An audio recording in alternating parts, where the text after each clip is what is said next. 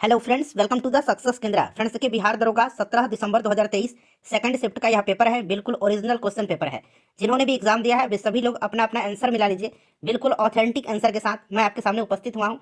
ठीक है फ्रेंड्स, और जो लोग अगली बार एग्जाम देने वाले हैं वो लोग भी इस क्वेश्चन पेपर को देखिए, ताकि आपको बिहार दरोगा का जो नया बदलता हुआ पैटर्न है उसके बारे में थोड़ा बहुत आइडिया लग जाए। तो चलिए शुरू करते हैं। एक बार सभी लोग जल्दी से वीडियो को लाइक कर दीजिए और इसका लिंक किसी भी एक ग्रुप में जहां कहीं भी आप हैं वहां पर फटाफट शेयर कर दीजिए। फ्रेंड्स, देखिए फ्रेंड्स, बिहार दरोगा का जो पेपर 17 दिसंबर 2023 को सेकंड शिफ्ट में लिया गया था उसका यह ओरिजिनल क्वेश्चन पेपर है। यानी कि बिहार दरोगा सेकंड शिफ्ट 17 दिसंबर 2023 क्वेश्चन पेपर, ठीक है ना, बिल्कुल ओरिजिनल क्वेश्चन पेपर है। आप देख सकते हैं। तो जिन्होंने भी सेकंड शिफ्ट में पेपर दिया है वो लोग अपने आंसर मिला लीजिए, और जो फर्स्ट शिफ्ट के कैंडिडेट्स हैं वो लोग भी देखिए और बताइए कि सेकंड शिफ्ट का पेपर हार्ड था या फिर फर्स्ट शिफ्ट का पेपर। और जो लोग अगली बार बिहार दरोगा का एग्जाम देंगे उनके लिए तो यह इंपॉर्टेंट है ही, क्योंकि आपको बिहार दरोगा का जो बदलता हुआ पैटर्न है उसके बारे में आइडिया लगेगा।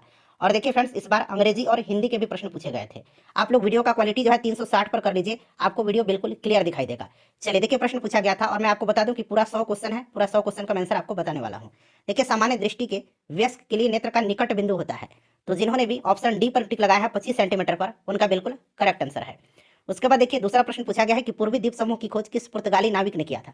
अब यहाँ पर देखिएगा पुर्तगाली मेंशन किया गया है, तो इसमें से पुर्तगाली नाविक जो था, पोर्तुगीज सेलर नेविगेटर, वो वास्को डिगामा था। और वास्को डिगामा से संबंधित फर्स्ट शिफ्ट में भी प्रश्न पूछा गया था कि वास्को डिगामा भारत कब आया था।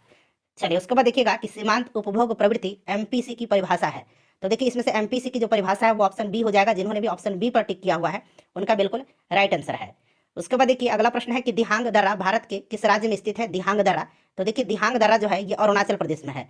अरुणाचल प्रदेश जिन्होंने भी लगाया है उनका बिल्कुल राइट आंसर है। एक बार सभी लोग प्लीज जल्दी से वीडियो को लाइक कर दीजिए। चलिए, और इसको शेयर जरूर करिएगा। देखिए, पादप जिसका उपयोग बायोडीजल के रूप में किया जाता है उसको पहचानिए और सही विकल्प को चुनिए।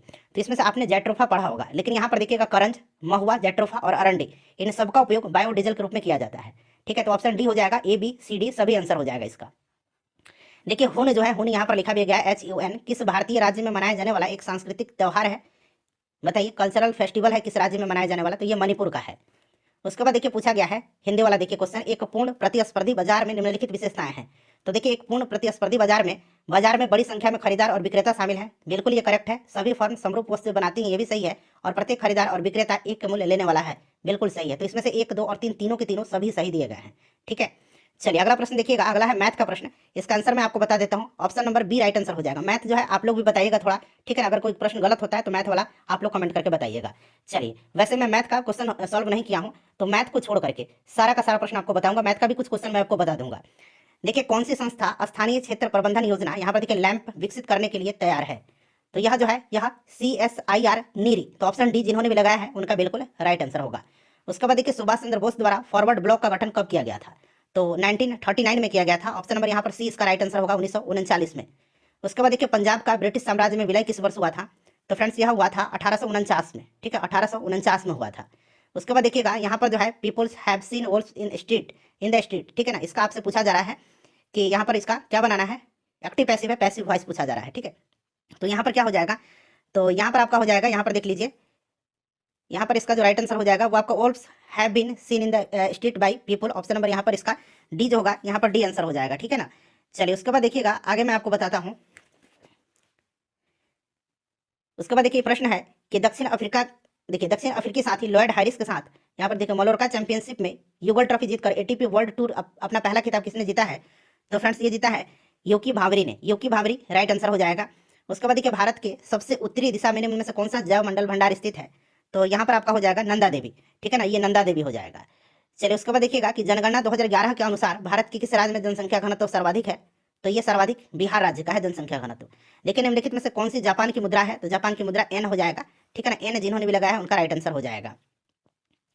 चलिए उसके बाद नेक्स्ट क्वेश्चन कर लेंगे कि निम्नलिखित में से कौन सा बहुलक संघनन बहुलीकरण क्रियाविधि से बनता है। तो इसमें से नायलॉन 6 बनता है। तो यहाँ पर देखिए नायलॉन दिया गया है। ठीक है ना, नायलॉन 6 बनता है, तो नायलॉन यहाँ पर दिया गया है। उसके बाद चलिए, प्रथम विश्व युद्ध के प्रभाव के रूप में महिलाओं ने नई भूमिका में प्रवेश किया, क्योंकि तो क्योंकि उन्होंने युद्ध काल में कारखानों, कार्यशालाओं एवं व्यापारिक प्रतिष्ठानों में काम करना आरंभ किया। तो इस हिसाब से ऑप्शन ए इसका आंसर होगा। चलिए उसके बाद देखिएगा कि बिहार के निम्नलिखित जिलों में से किसमें आपको अधिकतम क्षेत्रफल में अति सघन वन मिलेंगे। तो आपको इसमें से पश्चिम चंपारण में मिलेंगे। चलिए उसके बाद देखिए अगला प्रश्न है हमारा कि भारत के किस केंद्र शासित प्रदेश में 2011 में न्यूनतम जनसंख्या घनत्व रही। न्यूनतम जनसंख्या घनत्व जो रही ये अंडमान निकोबार द्वीप समूह में रही थी। उसके बाद देखिए भारतीय संविधान के कौन से भाग में कल्याणकारी राज्य की संकल्पना है, तो ये राज्य के नीति निर्देशक तत्व में है, ऑप्शन डी राइट आंसर होगा इसका। निम्नलिखित में से कौन सी गैस ओजोन परत के लिए हानिकारक है, ये सिंपल सा क्वेश्चन है, CFC क्लोरोफ्लोरोकार्बन, ये सबको पता होगा। चलिए इसका आंसर मैं बता देता हूँ आपका 153.6 हो जाएगा इसका आंसर, ऑप्शन ए में।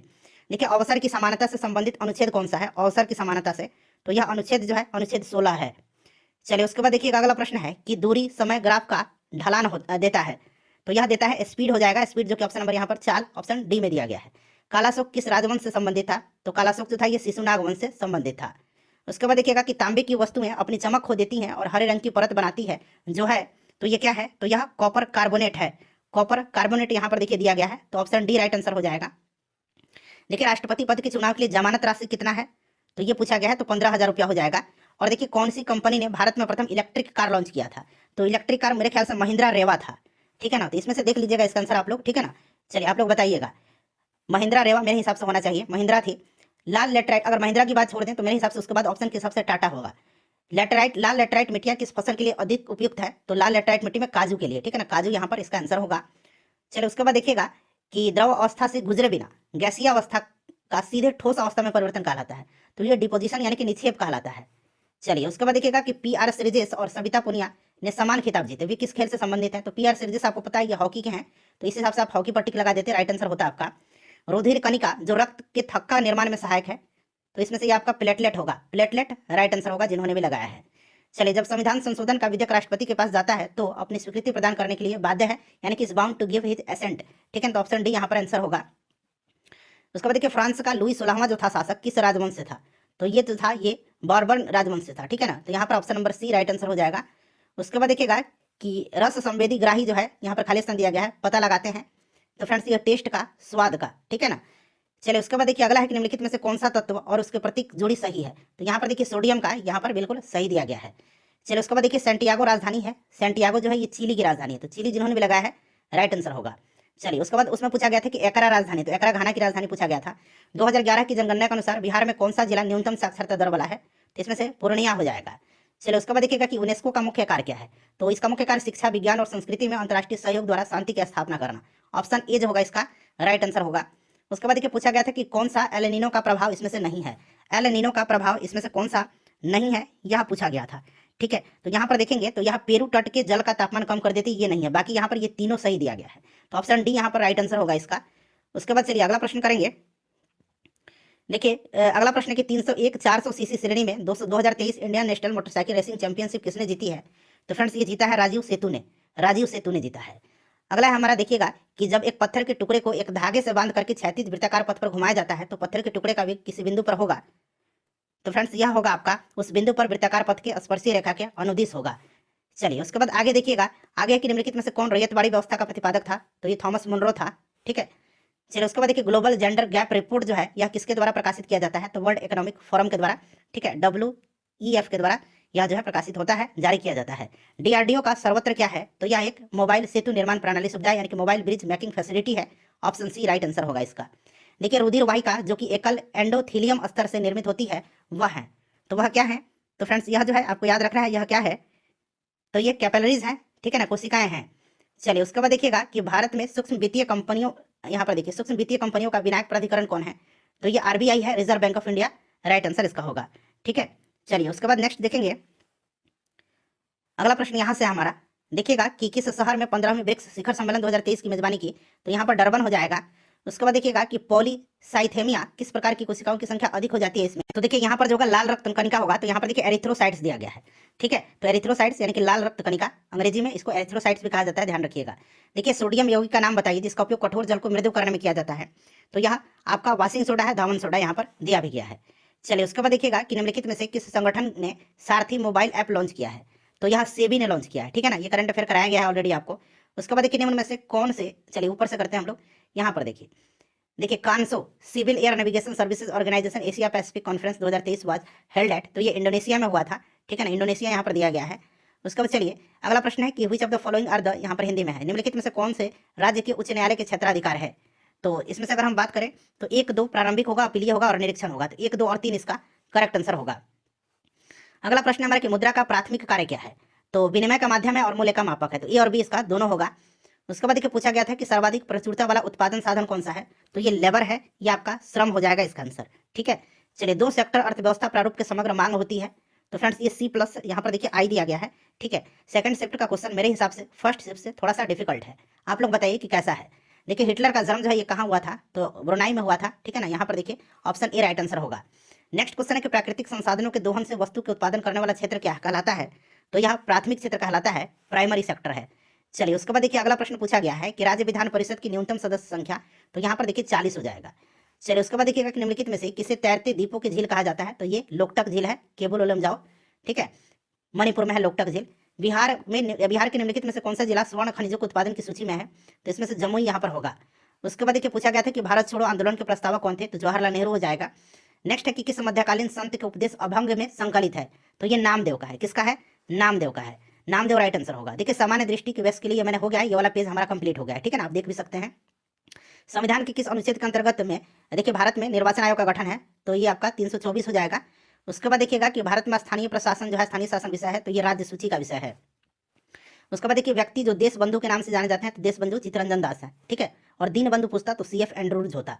चलिए उसके बाद देखिएगा he asked me if I had seen his anywhere, तो यहाँ पर देखिएगा इसका हो जाएगा he said to me have you seen him anywhere. ठीक है, तो ये वाला सही हो जाएगा। चलिए आगे है, यहाँ पर देखिएगा अगला प्रश्न है कि सरकारिया आयोग संबंधित है, तो यहाँ केंद्र और राज्य संबंधित है, तो ऑप्शन सी यहाँ पर आंसर होगा।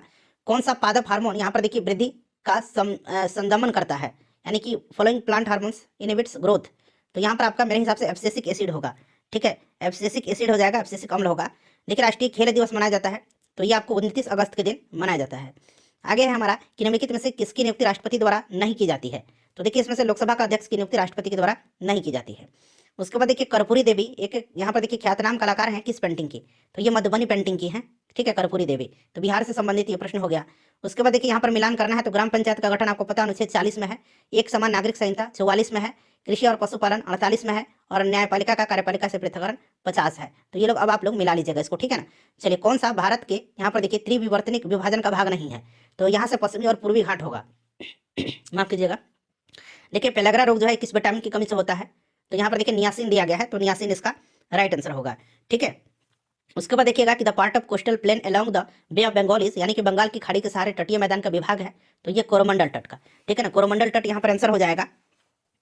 चलिए उसके बाद देखिएगा पूछा गया था कि पालर पानी है, तो पालर पानी जो है ये वर्षा जल है, राजस्थान में इसको कहा जाता है पालर पानी।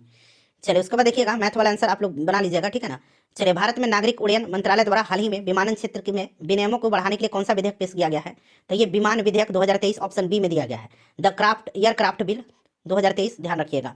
चलिए the second law of thermodynamics वाला देखिए पूछा गया है कि ऊष्मागतिकी का द्वितीय नियम का तात्पर्य है कि, तो यहाँ पर हो जाएगा पूर्ण ऊष्मा एक मिनट किसी, हाँ यहाँ पर देखिएगा इसका आंसर जो होगा ना वो होगा आपका कि किसी उष्मा इंजन की दक्षता 100% नहीं हो सकती, ऑप्शन बी होगा यहाँ पर। ठीक है, चलिए उसके बाद देखिएगा अगला पूछा गया है कि निम्न में से किस कारण से मांगी गई मात्रा में वृद्धि और कमी होगी, तो यहाँ पर मेरे हिसाब से संबंधित वस्तुओं की कीमत में परिवर्तन जो होगा ये आपका आंसर होगा। ठीक है, ऑप्शन नंबर ए में। चलिए उसके बाद देखिए पूछा गया है कि भारतीय संविधान का कौन सा अनुच्छेद राष्ट्रपति को जानकारी देने के संबंध में प्रधानमंत्री के कर्तव्य से संबंधित है, तो ये आर्टिकल 78 है। चलिए उसके बाद देखिए पूछा गया वर्ल्ड कप से संबंधित क्रिकेट विश्व कप 2023 से, तो भारत को ऑस्ट्रेलिया ने फाइनल में हराया था, तो ऑप्शन यहाँ पर भी हो जाएगा ऑस्ट्रेलिया ने। ठीक है ना, ऑस्ट्रेलिया ने विश्व कप 6 विकेट से जीता। उसके बाद चलिएगा यहाँ पर देखिए पार्श्व पास युग्म जो है सही है, तो पास मतलब जो होता है बंधन होता है, पार्श्व मतलब बगल होता है, तो मेरे हिसाब से ऑप्शन सी होगा इसका आंसर। उसके बाद चलिए अगला प्रश्न है कि एज ऑफ टाइम निम्नलिखित में से किस हस्ती की जीवनी है, तो ये कल्पना चावला की है, एज ऑफ टाइम्स। उसके बाद देखिए किसी वस्तु के बल और त्वरण के बीच का संबंध दिया जाता है, तो न्यूटन का यह दूसरा नियम है। ठीक है ना, F=ma आपको पता होगा। चलिए उसके बाद देखिएगा कि दुर्गावती जलप्रपात बिहार के किस जिले में है, तो दुर्गावती कैमूर में है। ठीक है ना, चलिए उसके बाद नेक्स्ट देखिएगा अगला मैथ का प्रश्न है। देखिए दवाओं के आयात, नई दवाओं की मंजूरी और क्लिनिकल परीक्षणों पर नियामक नियंत्रण रखना किसका मुख्य कार्य है, तो ये है आपका CDSCO का, CDSCO option C right answer होगा। उसके बाद देखिए कौन सा क्षेत्र सार्वजनिक क्षेत्र का उदाहरण है इसमें से, तो यहाँ पर देखिए रेलवे हो जाएगा सार्वजनिक क्षेत्र का उदाहरण। चलिए उसके बाद ये वाला पेज हो गया है, फिर से आ गया। ठीक है ना, देख सकते हैं आप यहाँ पर ऑपरेशन फ्लड का संबंध है, तो दूध उत्पादन से ऑपरेशन फ्लड वर्गीस कुरियन को माना जाता है।